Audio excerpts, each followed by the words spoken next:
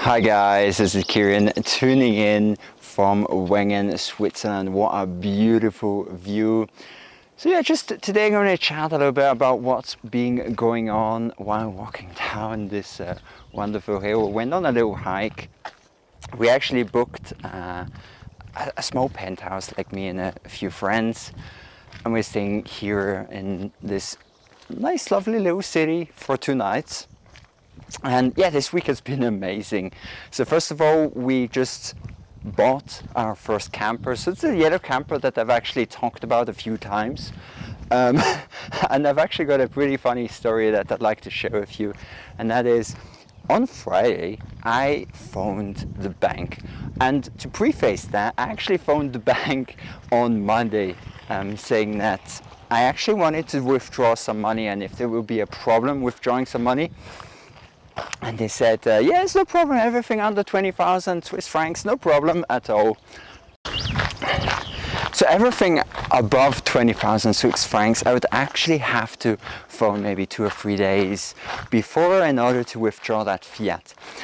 So now, on Friday, I actually wanted to withdraw around 17,000 Swiss francs. That's about $18,000 from the bank. So I phoned them 2 hours later, and it shouldn't have been a problem. And then I said, yeah, I would actually like to have some money so I can buy that car. And then they say, yeah, it's going to be a problem. We don't have so much money in our bank. And the thing is, that's actually the main bank from the bank that I'm actually a member of. And so I asked her, what about other cities? Do you have maybe some money in no city? No, we don't have any fiat, like physical paper money in other banks.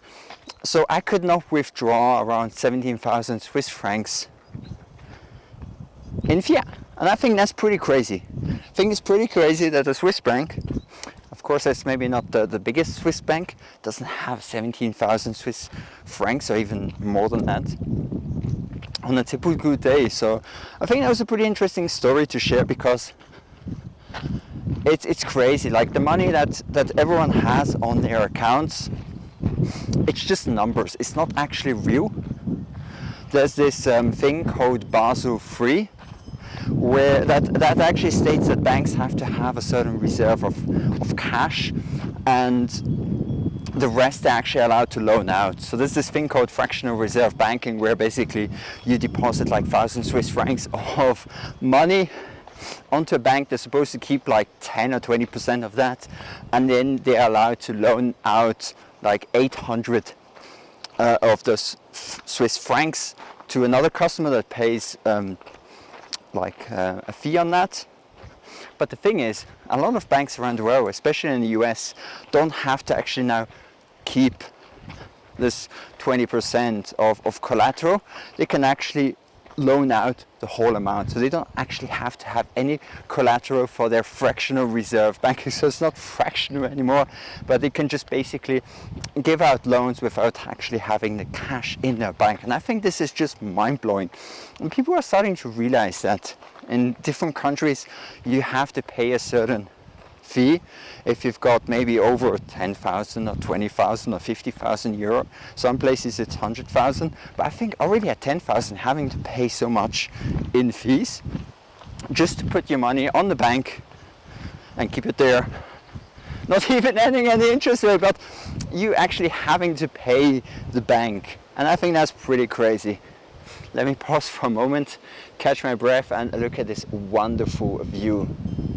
So if you've ever got the chance, do come to Switzerland. Wengen is the place here where I'm at. And my friend's actually walking over there. Yeah, that was pretty crazy. But nonetheless, I still managed to buy the car. I didn't pay in cash. I actually did a wire transfer. Not really sure why I didn't do that at the beginning, but I think it's still pretty interesting not being able to withdraw this fiat. Other things, like what else did I do? Well, what's pretty cool is I actually got an airdrop from Bankless DAO. So Bankless is another channel, and it created this decentralized autonomous organization, and I've been a big fan of their work for quite a while now. and they just recently created this DAO, airdropped quite a lot of tokens, and I must say, like, this airdrop was worth quite a lot. So at its peak on Wednesday, it was worth around $29,000, and I think I sold 50% just as a precaution, but I kept 50% because I think it's like a pretty cool project. So I think what is interesting is that the DeFi space, the cryptocurrency space, rewards early adopters.